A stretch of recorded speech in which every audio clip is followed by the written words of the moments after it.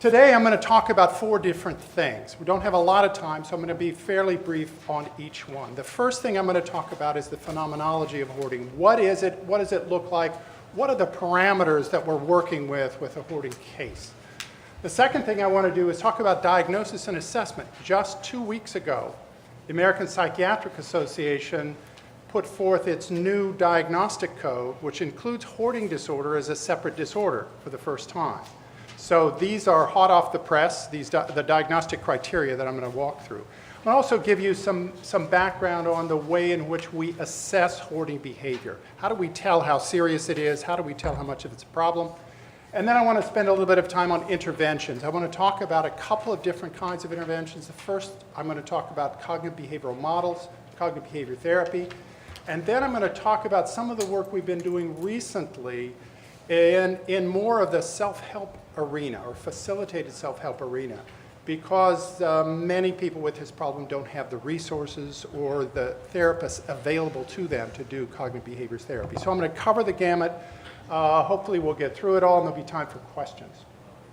So I'm going to talk about a lot of material that comes from several of these books. This is our therapist guide and workbook. This is what cognitive behavior therapists use now to treat hoarding. This is the book I'm going to spend a little bit of time about, Buried in Treasures. It's a self-help book, but we've been using it in facilitated groups. And the facilitation is pretty interesting because the facilitation is done by people who suffer from hoarding problems. So it's a fully self-help kind of group. And then finally, Stuff, which is a book about hoarding for the general public. I'm going to talk about some of the cases in Stuff today. One of the things that we see in hoarding problems is that whatever container the individual has available to them fills up. And that includes cars, that includes any kind of outdoor shed, any kind of other space they have access to, including relatives' homes and so forth. So this spread of effect is quite large. Okay, so let's take a step back from what we've seen so far in this house and talk about the manifestations. There are 3 basic manifestations that we see of this behavior. The first is an excessive level of acquisition. Now, we saw that with the gifts in Irene's upstairs hallway, but there's a more dramatic example. Irene told me one day, she said, I can't go to New York City because if I go to New York City, invariably I see on the street a news kiosk, a newsstand. And I look at the newsstand and I think to myself, look at all those newspapers and all those magazines. Somewhere in all of that, there's a piece of information that could change my life. How can I walk away without it? And the only way she can tolerate it is to cross to the other side of the street and look away. And what's that called? Avoidance behavior. Anytime people are engaging in avoidance behavior to avoid an unpleasant emotion, they're in trouble if that goes on very long. So we see this kind of acquisition problem. Now, it's not just buying things. It's also collecting things for free. Irene had an arrangement with the local postmaster. Any newspaper or magazine that couldn't be delivered because the address was smudged, he put it in a box, and on Saturday morning, he put it out in the foyer of the post office, and she would come by on her way to the tag sales and pick it up. And her house was filled with New York Times, as well as other newspapers and magazines. So acquisition is a behavior that we've got to tackle when we try to intervene with people with hoarding problems. The second problem we see is the saving itself, the decision to save objects. Now, we might think of it in 2 ways. We might think of it as a decision to save something, or we might think of it as difficulty getting rid of something. Now, when we asked people with hoarding problems why they saved the things they did, we got an interesting response.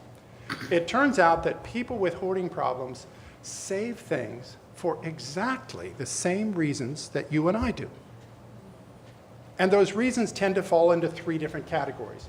Sentimental items, items that have emotional significance. Instrumental items, items that we have a need for, utility. And third is sort of an intrinsic value, that is things we simply like. The difference between people who have a hoarding problem and people who don't is the extent to which they apply these values to objects. So, for example, I was working with Irene one day in that room with all the papers. And the task was to go through every paper and to put it in a box that's marked save or a box that's marked recycle. And she picked up one day an empty ATM envelope, an envelope out of an ATM machine where the cash came from. But it was empty, but on the back she'd written how she spent the money.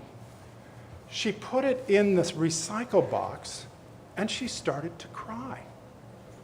And she said, "It feels like I'm losing that day in my life. And if I throw away too much, there'll be nothing left of me."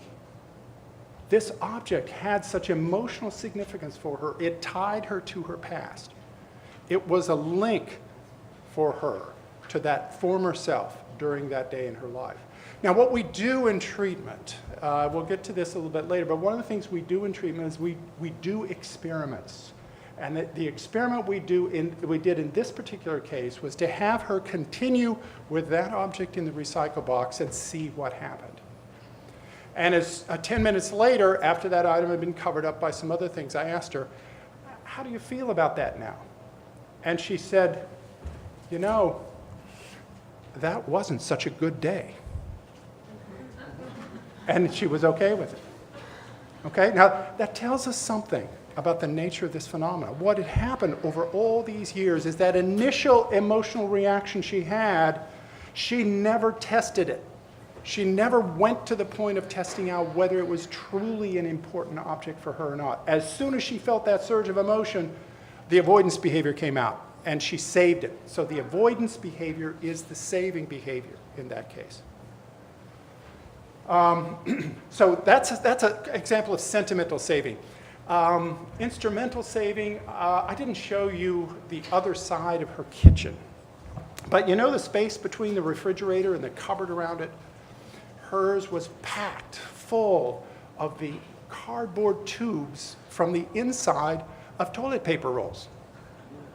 And what she said was, "These things will make great art projects. And I'm saving them for my son's art teacher." Now, the problem was, she had never even met her son's art teacher.